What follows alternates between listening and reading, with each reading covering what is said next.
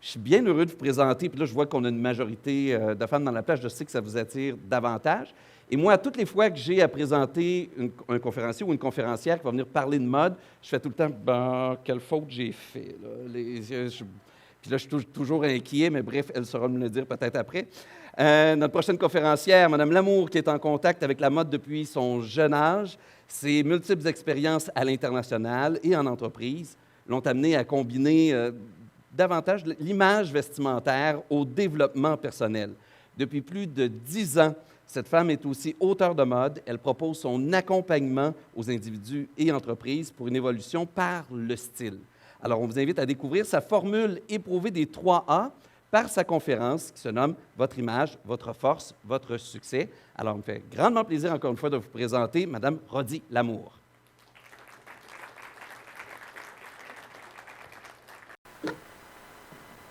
Bonjour à tous. Bonjour André. Et juste avant, j'aimerais rassurer André que je ne vois rien tant que je n'ai pas eu de contrat. Bon, ça veut dire que tout est correct. Bon, merci pour la belle présentation. Et c'est pour moi un plaisir d'être avec vous aujourd'hui et de vous rappeler que la mode, l'image, c'est toute une expression de qui nous sommes. Ce n'est pas seulement les tendances, moi je les aime bien, mais pourtant, ça va un peu plus loin. Donc, comme je disais tantôt, pour l'image, c'est beaucoup plus que ce que nous portons. C'est vrai, il y a une partie que oui, on va porter des vêtements, parce qu'ici, jusqu'à présent, nous sommes tous bien vêtus. Nous allons parler de forme, de couleur, mais c'est surtout un outil de communication. Qu'est-ce qu'on veut dire, quand et où, et selon nous-mêmes? Qu'est-ce que nous voulons porter? Ce n'est pas parce qu'on le vend qu'on doit l'acheter, et ce n'est pas parce qu'on me l'a donné que je dois le porter. C'est qu'est-ce que ça dit pour moi? Qu'est-ce que ça fait pour vous? C'est à cela qu'il faut penser pour que l'image soit vraiment cohérente et puis qu'il nous représente. Par la suite, c'est notre façon d'être. Des fois, on peut porter un morceau qui peut coûter beaucoup, mais il n'y a pas assez d'attitude. Le vêtement ne pourra pas communiquer ce qu'on veut. C'est comme, je peux dire, je peux juste commencer par me courber et je pense que ma voix change parce que je n'ai pas l'attitude qu'il faut. Donc, c'est pourquoi il faut la combinaison entre le paraître et l'être si on veut une image vraiment cohérente et effective. Mais si on veut être juste dans le paraître, si on veut juste être à se travailler intérieurement, on ne fait pas la combinaison, c'est là que l'évolution peut ne pas être intégrale. Bon, c'est ça. Donc, ainsi, dans mon histoire, j'ai trouvé pour vous juste 2 points, 2 exemples, parce qu'on n'a pas vraiment beaucoup de temps, mais je pense que ces 2 exemples-là pourraient bien illustrer la situation. Ici, moi, j'ai été mannequin professionnel. Et au début, j'avais ce look.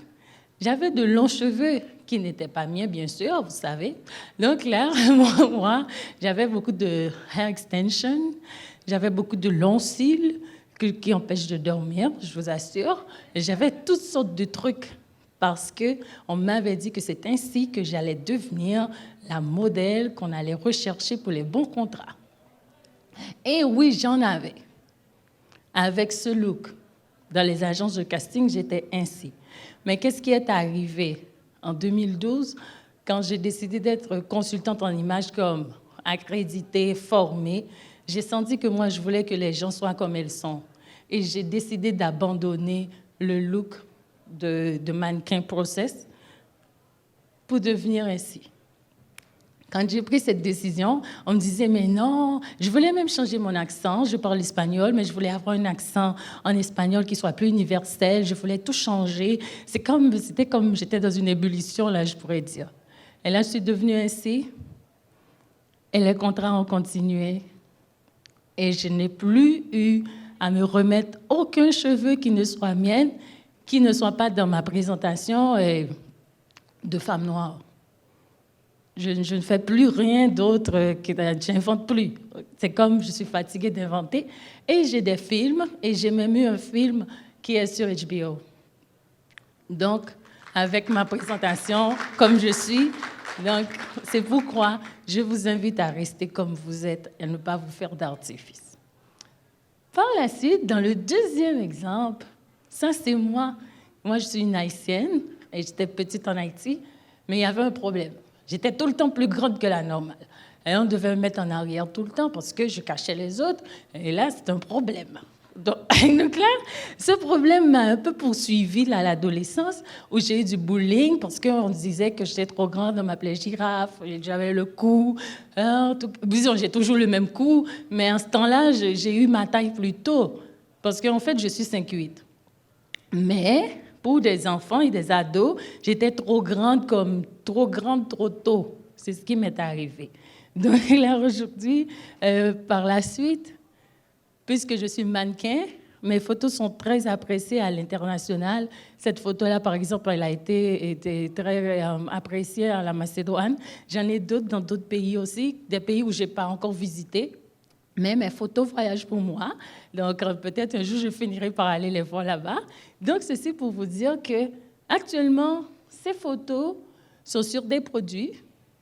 On peut les avoir dans ma boutique. Et les gens les aiment parce que chaque personne met une interprétation sur ces photos. Donc, qu'est-ce que j'avais fait?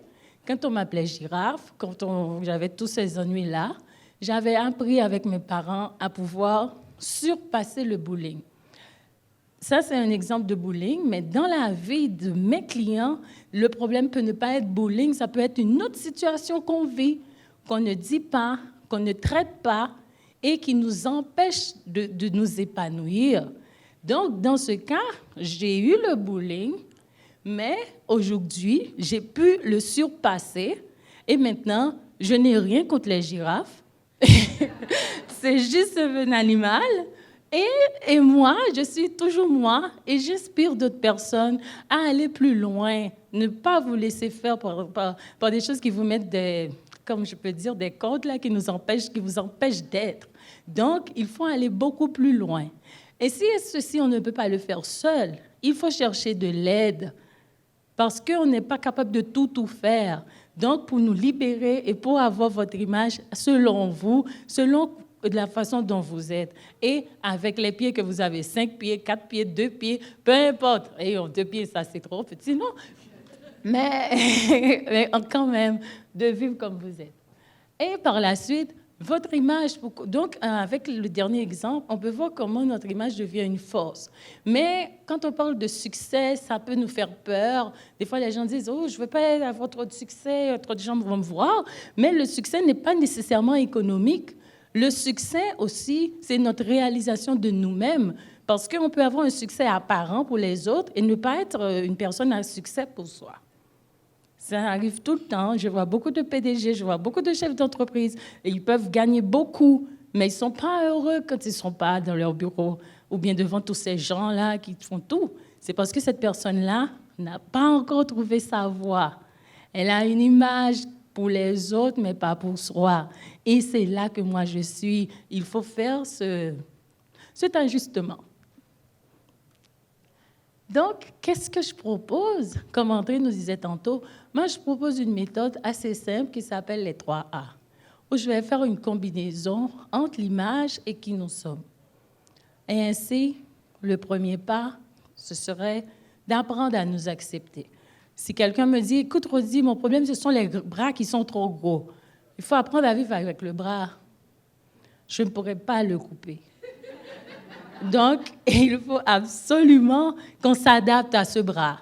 Qu'est-ce qu'il faut pour un bras quand il est fort? Quand les bras sont plus forts que les hanches, on va chercher des morceaux qui vont mettre en valeur ce bras pour qu'il soit tout souple dans la physionomie de la personne. Parce qu'on peut pas, moi, je ne recommande pas les chirurgies plastiques parce que ça va contre mes valeurs qui sont d'aider la personne à vivre comme elle est. Par la suite, apprendre. Il faut apprendre, justement. Il faut apprendre à connaître. Quand on sait, et quand je dis accepter, le bras est un exemple facile, mais le bras, ça peut être connecté aussi à un bullying, ça peut être connecté à des choses passées. Ou bien quelqu'un qui peut me dire, écoute, Rodi, je n'aime pas mon nez parce qu'elle n'a jamais connu son père et son père avait ce même nez. Donc, des fois, les choses, bien qu'elles soient comme à l'extérieur, elles sont très attachées, très loin. Ça peut être même dans l'enfance de la personne que des fois, les gens ils pleurent même parce que c'est pas juste un trait. Un trait, c'est toute une histoire. Donc, par la suite, quand on apprend maintenant, on sait bien faire les choses, on va s'habiller bien, on est comme on dit ici au Québec, on est sur son X. Ah, c'est pas encore sûr, ça. Quelqu'un peut venir vous dire, « Hey, pourquoi toi, tu portes ce pantalon-là? Tu n'aurais pas pu acheter quelque chose d'autre? » Ah, mais écoute, si on ne s'assume pas, facilement, on va donner du pouvoir à quelqu'un pour venir nous brouiller les cartes. Par exemple, je peux vous donner un exemple. Quand je vivais en République dominicaine, c'est un pays où les gens adorent les grandes chevelures et tout. Mais je suis arrivée à un endroit, ils me disent, mais écoute, pourquoi tu as fait ça? Tu as coupé tes cheveux. C'est comme, oh my God, c'est comme une fatalité parce que dans cette culture, c'est un symbole qu'ils aiment beaucoup. Mais par contre, moi, je suis à l'aise. Moi, je vais bien. Donc, je n'ai pas besoin de me sentir triste. Donc, c'est ça la différence quand on s'assume. Ou bien quelqu'un, je reprends encore l'exemple du bras, parce que j'ai beaucoup de femmes avec ce problème-là qui me consultent. Si on a un problème avec le bras, là, on s'habille bien, et quelqu'un vient et te dit, « Oh, et ce bras, tu as un gros bras. » Ou bien publie sur les Facebook, sur les réseaux sociaux des gens, « Écoute-toi, tu as un grand bras dans la photo. » Mais toi, tu n'as qu'à dire que c'est ton bras et tu vis avec. Parce que cette personne-là, si on ne s'assume pas, on va être tout le temps en mode re-questionnement et ça ne termine pas. On devient comme un petit hamster là qui tourne et c'est tout ce que je ne désire pas pour personne parce que c'est difficile. Donc, on va s'aligner pour aller de l'avant. Et pour terminer, puisque moi non plus, je n'ai pas beaucoup de temps, comme la première conférencière avant moi. Donc, qu'est-ce qu'on fait? On peut aller consulter mon site web. Mes services sont des formations. Il y a des plans pour personnes individuelles et pour entreprises où j'aligne l'image de marque de l'entreprise aux employés, mais comme un plus, pas comme un carcan. Il faut voir qu'est-ce que l'employé peut offrir, comment l'employé peut le faire pour devenir un allié pour l'entreprise. Et pour vous remercier, il faut toujours donner un cadeau. Bon, votre cadeau aujourd'hui, vous pouvez télécharger mon e-book en scannant le code QR ici. Et par la suite, vous pourrez aussi visiter mon kiosque. Si vous avez des questions, des choses qui vous sont passées par la tête, moi, j'aimerais bien ça. Et ce sera un plaisir pour moi de vous répondre. Merci.